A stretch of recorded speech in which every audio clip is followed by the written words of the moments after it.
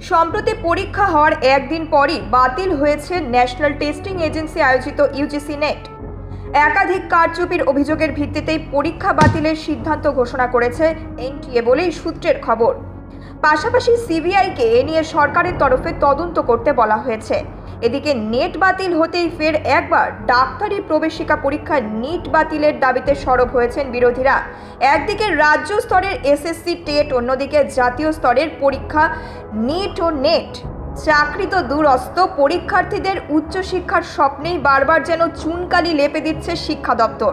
জানিয়ে চাপা ও প্রকাশ্য ক্ষোভে ফেটে পড়ছেন গোটা দেশের লাখ লাখ পরীক্ষার্থী। প্রসঙ্গত, গত 18 জুন দেশজুড়ে বিশ্ববিদ্যালয় ও কলেজগুলিতে নেট পরীক্ষা নেওয়া হয়।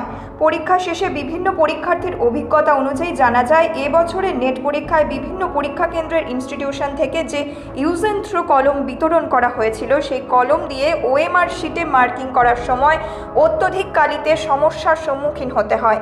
এছাড়া আশ্চর্যজনকভাবে ওএমআর শিটে পরীক্ষা, অথচ কোনো রকম কার্বন কপি দেওয়া হয়নি।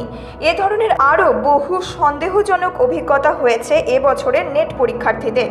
তারপর 24 ঘন্টা কাটতেই এনটিএর পক্ষ থেকে জানানো হয়, ইউজিসির কাছে national cyber crime threat analytics ইউনিটের তরফে কিছু তথ্য আসে, যা খতিয়ে দেখে মনে হয়েছে পরীক্ষা গ্রহণ পদ্ধতিতে কোথাও ফাঁক থেকে গিয়েছে।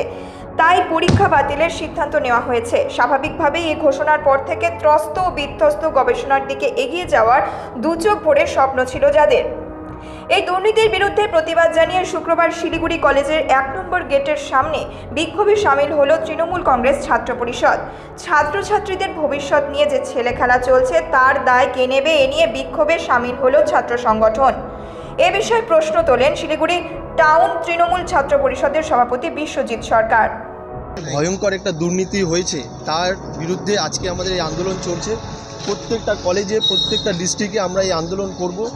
আজকে ছাত্রদের ভবিষ্যৎ নিয়ে এইভাবে ছিনিমিনি যে খেলা হচ্ছে, আজকে এনটিএ যে প্রবেশিকা মানে এন্ট্রান্স এক্সাম নেয় ভারতের সর্ববৃহৎ, সেখানেও যদি এইভাবে দুর্নীতি হয়, টাকার বিনিময়ে বিক্রি হচ্ছে প্রশ্নপত্র, উত্তরপত্র আগেই স্টুডেন্টরা পেয়ে যাচ্ছে যারা এই দুর্নীতি করছে, তাহলে ছাত্ররা কোথায় যাবে? আজকে ডাক্তার তৈরি হয় যদি এইভাবে দুর্নীতি হয়ে, সেই ডাক্তারের পরবর্তীকালে সেই কি ভয়ঙ্কর একটা সিচুয়েশন তৈরি হবে।